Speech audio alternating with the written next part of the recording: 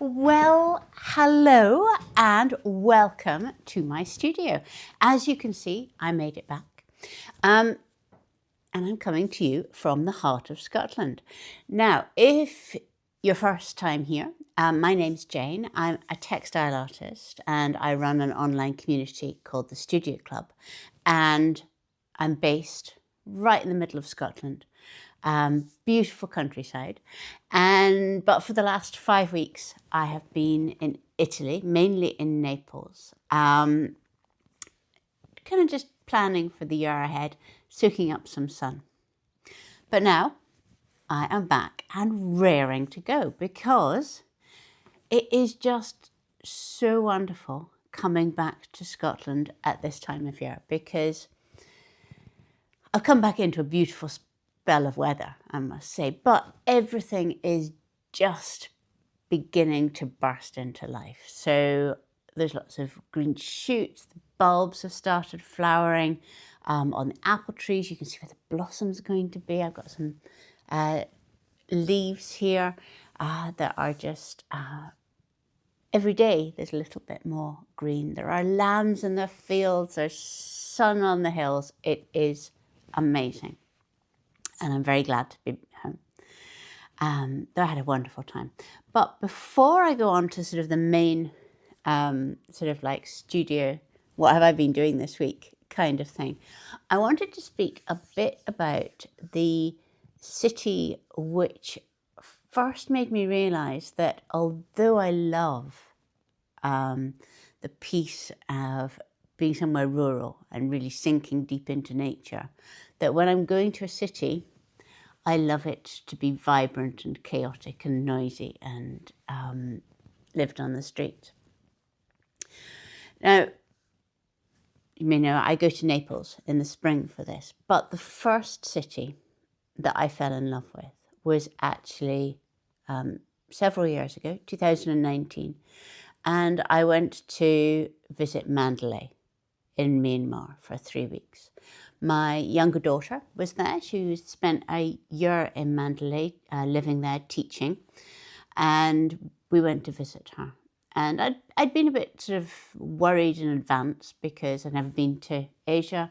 I really don't do well in heat or humidity, and I was just kind of like, is this going to work? But, you know, my daughter was there for that, so I was going to do anything to go and see her for 3 weeks. But as soon as we got into sort of like the airport bus, I was in love with the place. It's noisy and vibrant, and the people are amazing, and the colours and things. And had there not been a military takeover 4 years ago, if there wasn't a civil war going on, I'm pretty sure that my spring trips would be to Mandalay, and that I would have spent my time not in an Italian cafe, but in a Myanmar tea shop eating banana pancakes. Mandalay has been in the news for the last week because there was a horrific earthquake there, and levels of destruction and are just appalling. And for the first couple of days, it was really difficult to get information. Obviously, my daughter has lots of friends, and also I have kept up with people that I met there. And we were waiting to hear. So on about 5 days ago, a message came through from a young woman who I've stayed in touch with and to whom I'm an honorary auntie, Titi.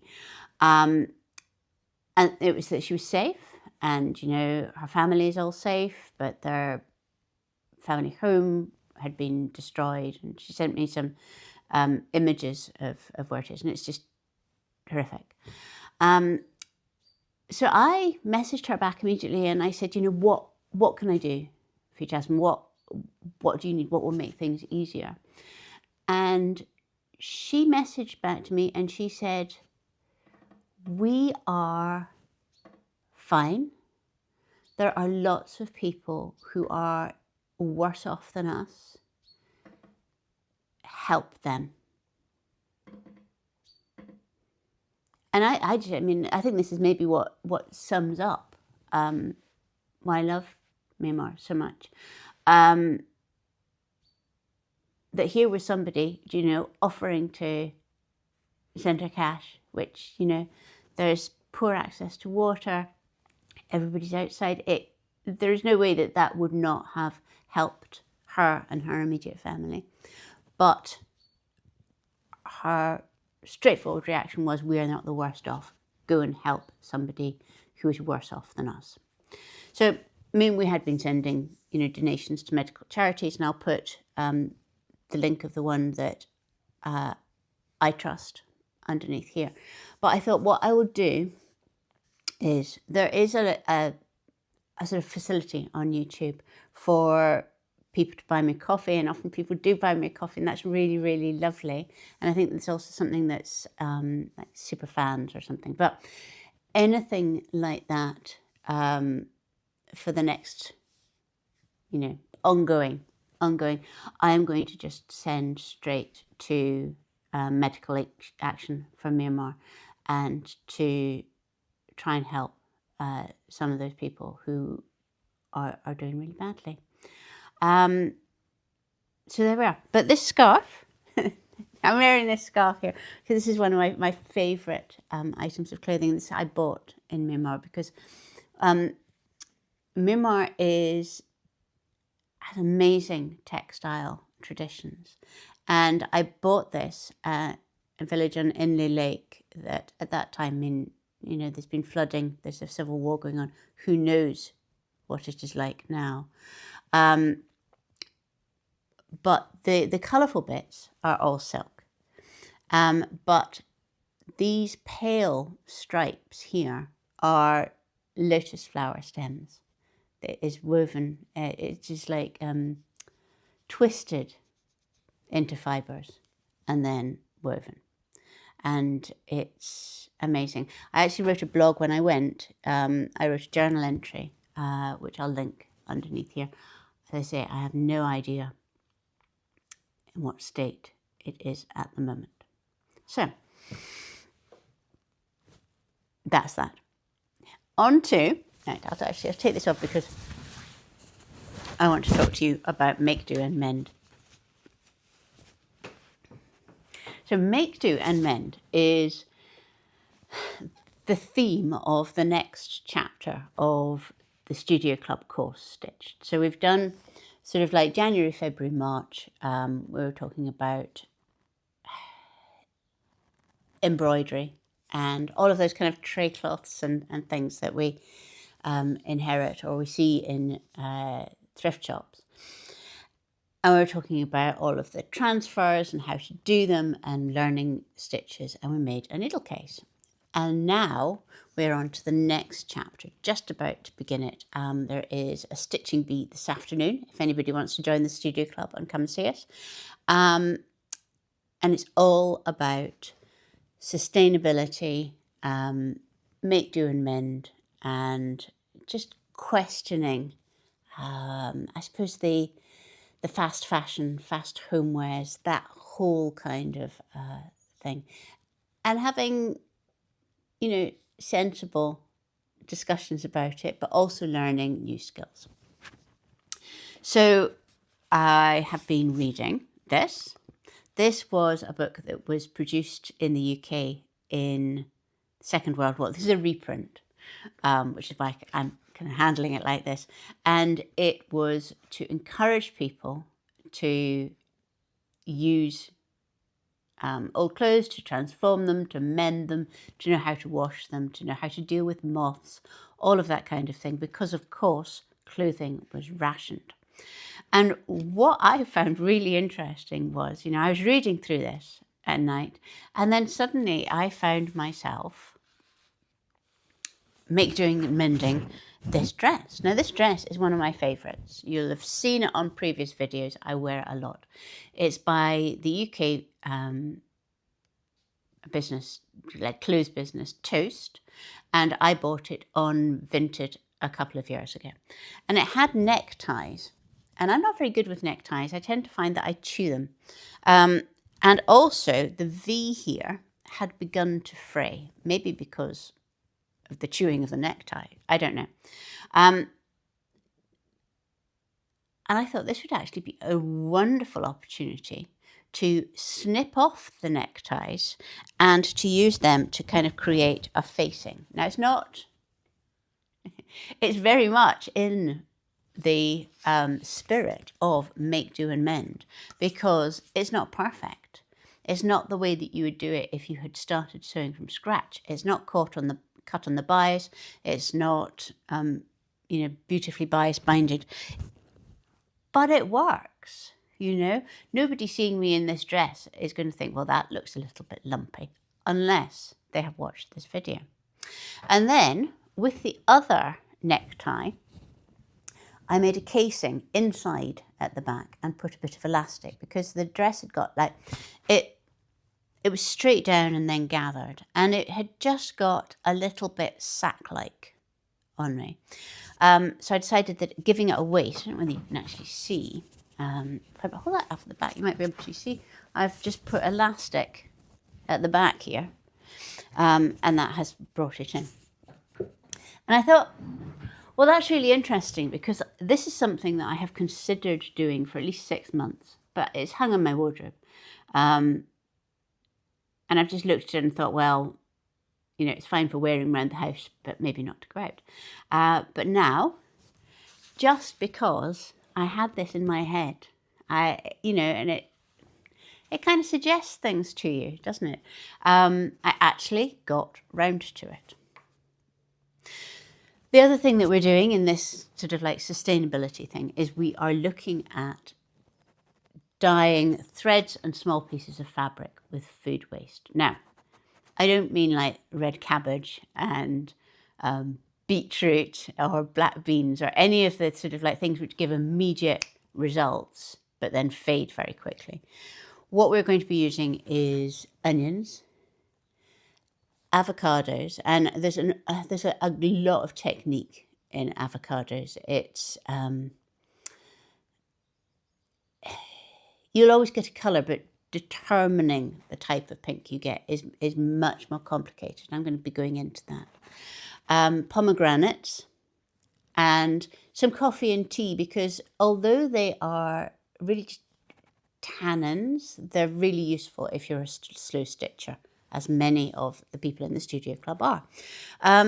So what I'm wanting to show is that these dyes are not second best. I mean, this is something that I did just quickly yesterday afternoon, because I wanted to show the vibrancy. This is onions, and it was probably twice that much. I would say it was the skins from 4 onions, and this is just a silk scarf. But look at the colour. I mean, it is just gorgeous. And that is food waste. So it's not a second best. And I want to look at that and to have a proper discussion about natural dyes and sustainability and things. We have a number of Studio Club members actually who are really big on this. So I think that the discussions around it will be fascinating. And we have... and then in the Studio Club, we are going to have an inspirational sort of slow fashion designer called Gillian Smiley, who eco-prints secondhand clothes and sort of gives them a new lease of life. And she's going to come in and talk about her business and how she set it up and why she set it up, but also about how to maybe shop your own wardrobe and find things that could be spruced up really easily. So she's going to come in and do a live for us.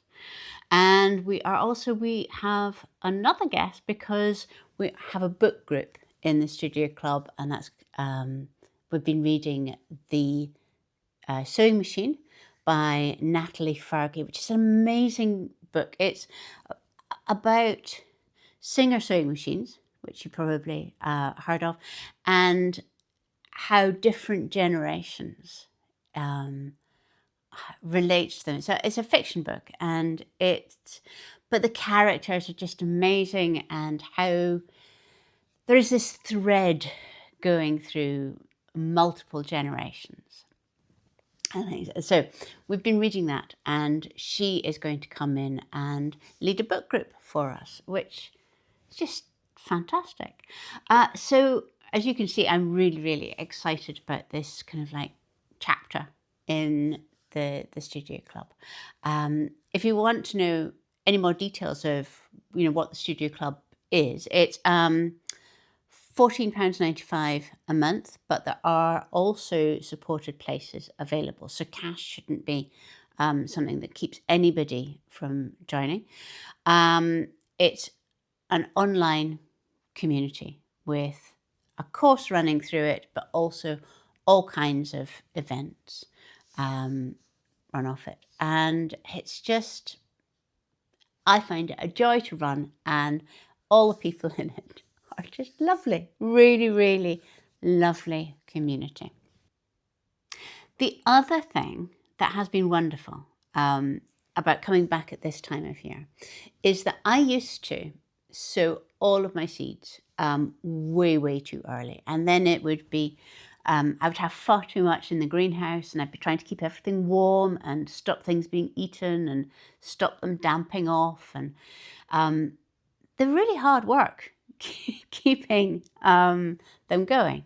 But what I have found is that in Scotland, the vast, vast majority of seeds love being sown around about the spring equinox. So I came home 4 days after the spring equinox, and pretty much the first thing that I did was to start sowing seeds.